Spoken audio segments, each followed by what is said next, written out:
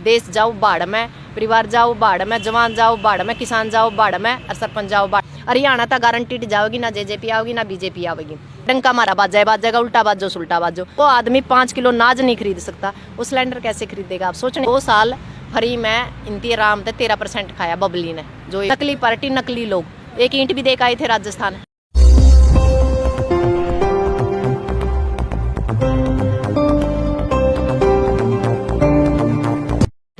एक बात बताओ, पहले वो भी तो टाइम था, आप लोगों को याद होगा, जब ये कह रहे थे कि विदेशों में डंका बज रहा है। पहले देश में दूसरी दाल डंका बजा था, दूसरी दाल बज रही है, डंका मारा बाजेगा, उल्टा बाजो सुल्टा बाजो। दूसरी बात, आपने पता होगा 50 रुपये सिलेंडर बढ़ा दिया।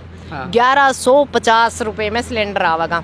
5 किलो नाज फ्री में देंगे। उसको खरीदने के लिए महिलाओं के पास, जो आदमी 5 किलो नाज नहीं खरीद सकता, वो सिलेंडर कैसे खरीदेगा? आप सोचने की बात है। मतलब देश को मूर्ख बना रहे हो आप, गंदे नाले से गैस पैदा कर रहे हो। समझ से परे कि देश, समझ में नहीं आ रहा हमें ये देश कहाँ जा रहा है। क्योंकि अनपढ़ यदि हम किसी को प्रधानमंत्री, पकौड़े बेचो ना, पकौड़ा महंगा बिकेगा और अपना खुद का बिजनेस होगा, वो उससे फिर पैसे आएंगे, उससे आप जो अनाज भी खरीदो और सिलेंडर भी खरीदो। पकौड़ा कौन खरीदेगा? नहीं, पकौड़ा खरीदेगा कौन? लोगों के पास पैसा ही नहीं है ना, पैसा ही नहीं है। ये तो वो भी कह रहे हैं अभी 7 लाख पे हमने इनकम, 7 लाख तक हमने इनकम टैक्स बंद कर दिया, अभी इनकम टैक्स नहीं लेंगे। पर हमने नू तो बता दूंगा 7 लाख रुपये कमावा करता है। तो कमाते होंगे ना, आप नहीं कमाते? नहीं, मारी तो कमी है। अच्छा, हाँ, हम तो खाना पीने जोगे कमावा, क्योंकि हमने धरके कौन जाना ना। हमारा डाटा आया था 60 से 70 करोड़ जो लोग हैं वो 1 लाख रुपए भी नहीं कमा पाते हैं। बहुत बुरे हालात है जी। थोड़ा सा पंजाब और बीजेपी की सरकार में पता क्या, बीजेपी और हरियाणा क्या कह रहा है, बीजेपी की जो सरकार है, आपने पता है हमारा देश कहाँ था? विकसित देशों की गिनती में था। अब हम विकसित देशों की गिनती से भूटान और बर्मा से भी नीचे आ चुके हैं, पाकिस्तान से भी नीचे आ चुके हैं।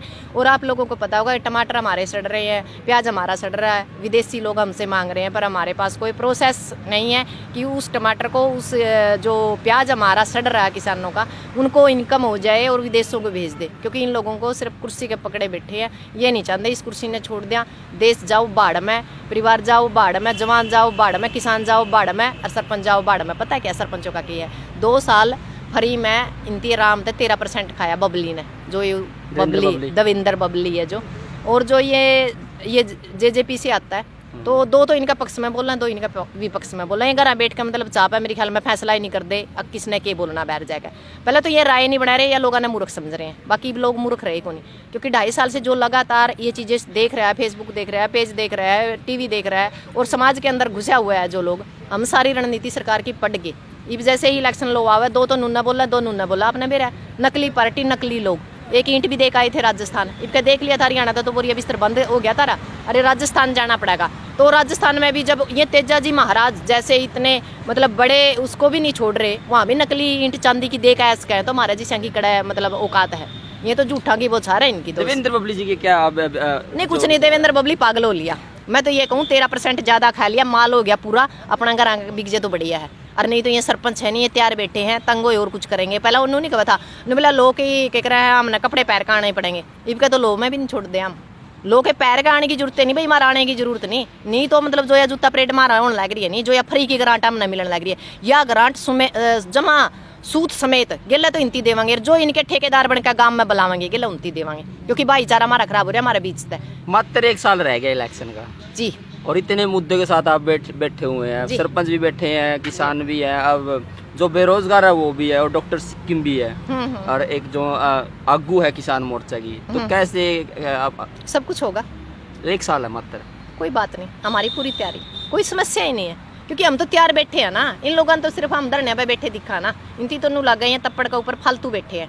पर हमारी जो रणनीति है ना, जब वो रणनीति धरातल पर काम करेगी नहीं, बड़े बड़े आएंगे, पसीने आएंगे।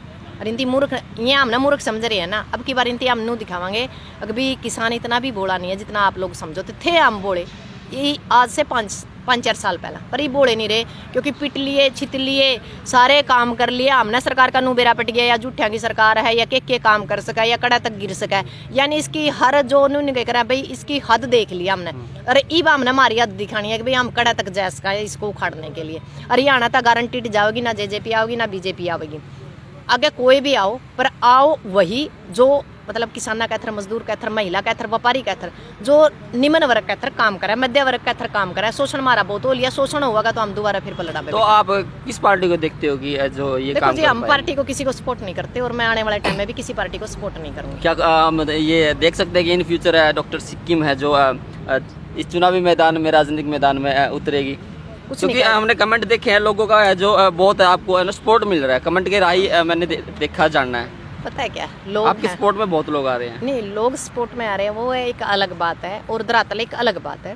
जैसा मतलब माहौल होगा हम उसको कन्वे करेंगे, देखेंगे क्या होगा क्या नहीं। मैं बिल्कुल ये भी नहीं इनकार कर सकती, नहीं मैं नहीं आऊँगी मैदान में, क्योंकि हो सकता परिस्थितियाँ कुछ ऐसी हो मैदान में आना पड़ जाए तो फिर आप जैसे तो फिर मेरे को टारगेट पर लेके आओगे ना।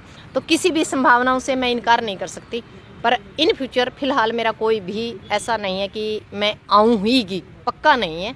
पर सब जो संभावनाएं हैं, कई तरह की संभावनाएं बन रही हैं और कई तरह के, अब मान लो हमारा हरियाणा में कह उथल दड़े होने लग रही हैं और उन उथल दड़िया को हमने नू देखना पड़ेगा भाई इनती फेस कौन कर सका है, यानी सारे तीरों को सहन कौन कर सका है, उसे आदमी ने हम धरातल बता देंगे। क्योंकि ये जो हरियाणा जो राज्य है वो किसानी तौर पे जाना जाता है जी। क्योंकि एग्रीकल्चर ही हमारा मानना गया जी। है। तो क्या किसानों को अब राजनीति में ही उतरना पड़ेगा इस समस्याओं को हल करने के लिए? जब तक कागज कलम पे किसी गरीब मजदूर, किसी महिला का हाथ नहीं होगा, कानून बनने वाली कलम के ऊपर हमारा हाथ नहीं होगा, तब तक हमें मुद्दों पर नहीं लड़ पाएंगे।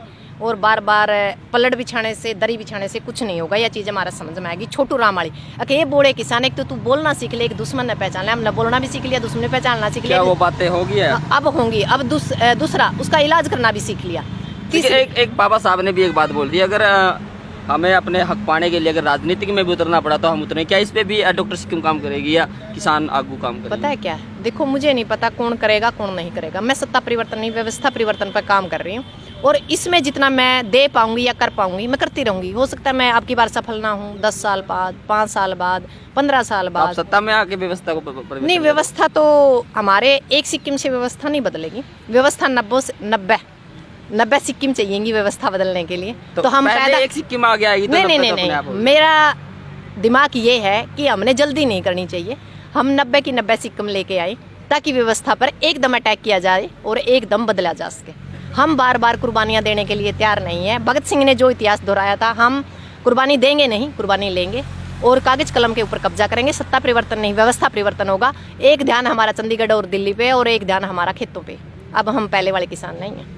अब समझदार किसान है, बिल्कुल समझदार किसान है। और एक हल्की सी हाट से हम बता देते हैं, क्योंकि हमारे बुजुर्ग कहा करते हैं हम उड़दी चिड़िया के पर गिन लिया, हम उड़दी चिड़िया के पर गिन लिया।